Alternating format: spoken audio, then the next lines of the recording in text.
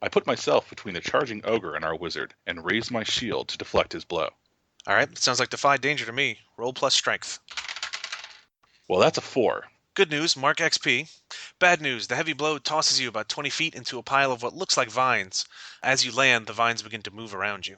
Oh, wait, what? I want to discern realities. Okay, got an 8. That means one question, right? What's about to happen? As the tendrils begin to make noise and move closer to your friend, it becomes apparent he's about to listen to that D&D podcast.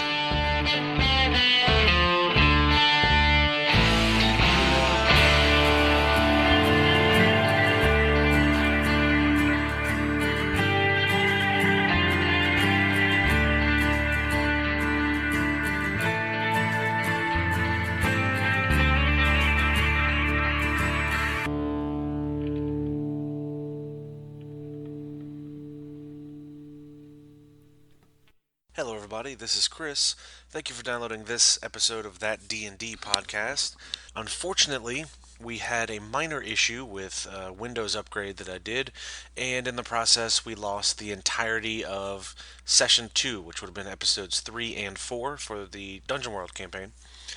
What we're going to do, though, is go through a quick summary of what happened in that episode, along with some possibly dramatic and cheesy line readings by the party. So that way you will be hopefully sufficiently entertained and also caught up on all the events, so that when we do get to the next actual episodes, you will be caught up and you'll know everything that happened, which is what caught up means, so I'm rambling. Anyway, so the last session ended with the party apprehending the changeling, or they apprehended 2 Grinkles, and one of them they feel is the changeling. The chief walked out and saw that they had tied 2 goblins up, and being as he is the chief of the tribe of these goblins, he was a little bit pissed off by it. After some discussion about the situation, he told Sam to handle it and handed her a knife. She said it would be better to question him before killing him. This grave task has been assigned to me. I think we should ask him questions before we do anything rash. And right about that time, Vultus decided to run him through with a sword. Time to do something rash. Taste my steel, foul heretic. As the doppelganger is fighting to breathe and stay alive, the party begins to interrogate him. I'm going to ask you some questions, and I want them answered immediately. Where's Griff, and what have you done with him, punk? In exchange for some answers, Rook decides to provide a little bit of healing. That's some nice blood you have there. It'd be a real shame if something were to happen to all of it. And the interrogation continues. The quick gist of what information they get out of the doppelganger: when the goddess Faz left this world, she took the souls of her tribe with her. All of the shifters were gone. Their souls were gone, but their bodies remained. They lost their morals. They lost a lot of what made them people. They became feral and angry, and instead of simply being able to touch something in order to change into it, they had to bite it. They had to eat it.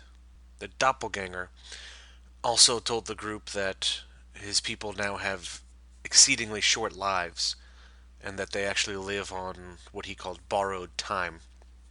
When they are wearing another one's skin, they actually don't age. Their physical body does not age. They simply borrow time from the person whose skin they're wearing. The chief sees them interrogating the doppelganger and tells them that if they're not going to kill him, that they will bring him away from this place that they live in. The goblin tribe will have none of this, and they will not harbor such a foul creature. He does allow them to stay the night, though, so he tells them that in the morning they will leave. But since they have the night to themselves, Auric decides to get up to a little bit of gambling. I'm just so bad at playing cards and dice, and I have all this money. Anyway, do you guys want to play a game? Auric does a great job of cheating and remaining undetected in his cheating, And by the end of the night, he's won a little bit of coin. He's won the chief's special dagger that he keeps in his loincloth, and he's also won one of the chief's shoes.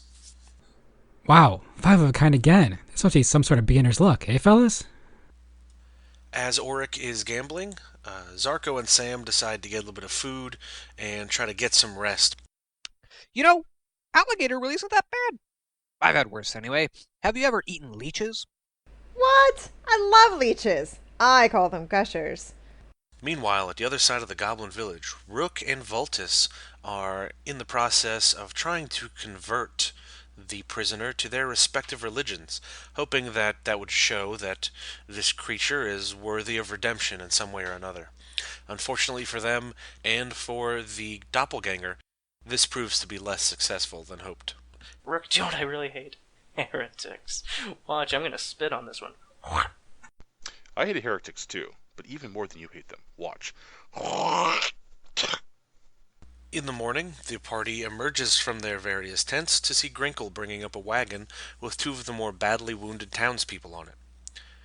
Auric pays a visit to the chief as requested at the end of the night, and is given a basket of special oils as well as the herbs that the party was sent to find. So I said to him, Dagger, I just met her. Get it? Do you get it? Anyway, here's your shoe back. After that, the party sets out with the 2 injured villagers who are able to walk, walking alongside the cart that is carrying the 2 more severely wounded villagers. The travel proceeds normal for about 2 days, and then at that point, Rook notices that Griff's leg is looking pretty bad. His leg wound seems to be faring rather poorly, and the infection is spreading quicker than any of them could have anticipated. The doppelganger proposes a solution. The real Griff is wounded.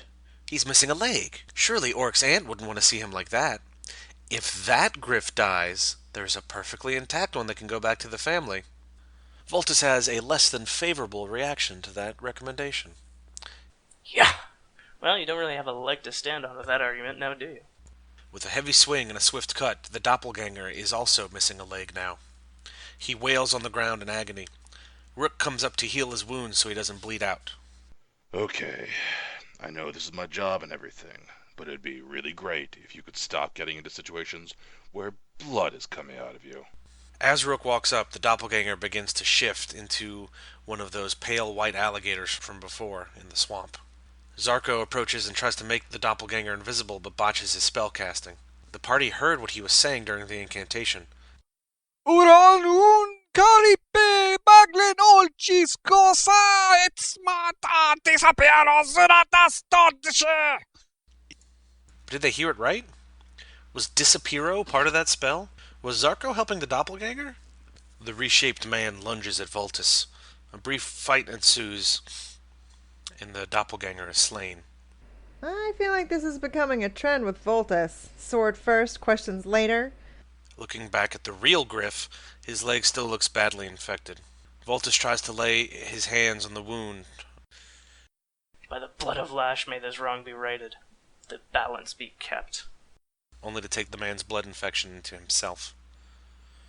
Vultus is weak now. In game terms, he has -5 to his max HP until he can get it treated. Okay, you guys keep on going. I'm just gonna take a nap right here. He flops into the wagon, and the party continues onwards to First Conquest. Once the party returns to town, they're paid for completing their quest and retrieving the herbs. They then part ways for a week or so to recollect themselves, and they plan to get back together at that time to discuss the possibility of working together again as a team in the future. What we did for this part, I tried something that I saw on another podcast that I really liked. The thing is called Love Letters. Basically, each of the party gets a little note, and it sort of gives them a story thing that's just for them to act out, so they can be the spotlight of a little thing, and it sort of helps to flesh out a little bit of their character and what they do and that sort of thing. So what I'm going to do for this part is I'm going to read the love letter, the possible options, and then we'll go over what happened. Bear in mind that the reason you don't hear Bill during any of this is he wasn't here for this session, so he missed out on this stuff. We're going to start off with Oryx. His note says, Auric, I know we've never been close. We likely never will be. I don't know that I'll ever forgive you for what happened to your parents, and then what happened to your uncle when he searched for the answers you refused to give us. I do know, however, that we owe you a debt. You saved our son, and that is something I cannot thank you enough for. Come and see me when you've rested. Aunt Rose. So for Auric, when he goes to visit his Aunt Rose, he would have rolled plus charisma. On a 10 plus, he gets to pick 3 things from below. On a 7 and 9, he gets to pick 1 from below. And on a 6 or less, you bring up the uncomfortable past, and your aunt tells you to never come back. So the things he could have gotten are a treasured item that belonged to your parents, your father's journal, a safe place to stay for the night that won't be reported to the town law enforcement 1 time, or an alibi 1 time. So Auric, he went to visit his aunt, and he talked to her for a little while. Look, I don't know why you blame me for all this. Nobody asked your husband to get himself killed. And what happened to Mom and Dad is my business, not yours. So, yeah. On the way out of his aunt's house, Griff stops Auric and tells him that the gang from before is slowly making inroads into First Conquest. They're looking for him, and they'll probably be coming sooner rather than later. Next love letter is to Rook. It says, Rook, our people are dying. First some went missing, then others went mad, and now even more are becoming ill. Something foul taints this place. Help us, please. Find out what did this. Aid those you can. Give last rites to those you cannot. It is said the Lady of Dawn and Dusk does not call people before their time, and you can give these people a bit more of that which is so precious. May she watch over you, and may your candle burn long. So the special move for this, for Rook, is called Tending to the Frail and Afraid. Roll plus Wisdom. On a 10 plus, you choose 3. On a 7 and 9, you choose 2. And on a 6 or less, your faith falters. You're unable to heal anyone. Some people recover on their own, but several dozen pass on from this world. The things to choose from are, you're able to fix the problem without attracting unwanted attention. The townspeople thank you for coming and give you coin and supplies. You find the item causing the illness, or the issues, and you finish the job without any ill effects. Rook, his roll was luckily pretty high, so he managed to find a totem hidden under some stones near the center of this small little village outside of First Conquest. He left it there, and then he returned in the dead of night the next night to remove it and destroy it to stay unnoticed. As he was out there and heading back, he heard mumblings from some people in the shadows calling themselves the Godless. They have a leader named Amon, who wants to stamp out the faith that's beginning to spread from First Conquest to this small town, but in general, they're opposed to the worship of any deities at all. Godless schmodless. I'll just break them over my knee like I broke the stupid totem thing. Next, we're going to go to Sam. She got a letter that reads, Elf Woman, I've heard around town that you are a capable tracker. I come to you seeking help. My son Chauncey has been taken. They left a note demanding payment or else they'd kill him. We've only got 2 days. Please find him for me. The loss would destroy my husband and I. Sincerely, Katerina Baker. Sam's move for this is called Tracking the Family's Son. On a 10 plus, you get to choose 2 from below. On a 7 and 9, you choose 1 from below. On a 6 or lower, you failed to find him in time. The parents got back their son over the course of several days in several packages. Hope the word of your bad tracking doesn't make it out to the rest of the townspeople. So the options to choose from are Chauncey is found unharmed. You find out who is behind the kidnapping. The family are well-off merchants who offer you a discount on purchases from them in the future. Or Max finds an interesting item while you are tracking, and the GM will tell you what that is if you pick it. With Renee's roll, she got the middle success, and she chose that Chauncey was found unharmed. So thanks to her expert tracking, she was able to get in and out and get Chauncey, but she had to take out most of the people who had held him captive. In the process, unfortunately, she wasn't able to actually interrogate anybody to find out who was behind it. Note to self. Leave a person alive next time. Easier to ask questions from people who are still breathing. During the 1 week downtime, Voltus is actually brought to the lavish temple in town dedicated to Lash. He's not a huge fan of this temple because it's pretty gaudy and he feels like it focuses on the wrong parts of religious worship. While he's there, he receives a letter. It says, Brother Vey, we are heartened to hear of your success in your recent trip to the Mirthless Marshes. We trust that swift justice was brought to those who wronged our fellow townsfolk. If you would be so kind as to visit the training grounds of the temple and provide instruction to the new members of the Vengeful Queen's flock, we would be in your debt. And as you know, pay our debts. So the move I made for Voltus is called Learning Those Noobs a Book. On a 10 plus, you choose 2, and you could also in the future call in 1 favor from the temple. 7 to 9, you choose 1, and on a 6 or lower, you made a mockery of the church and its teachings. You've made a powerful enemy on this day. So the choices are a small statuette from the temple that could be valuable, some blessed oils that give you +1 to lay on hands. You have 3 uses for those. And the other option is a book called History of the Vengeful Judge, 1st edition.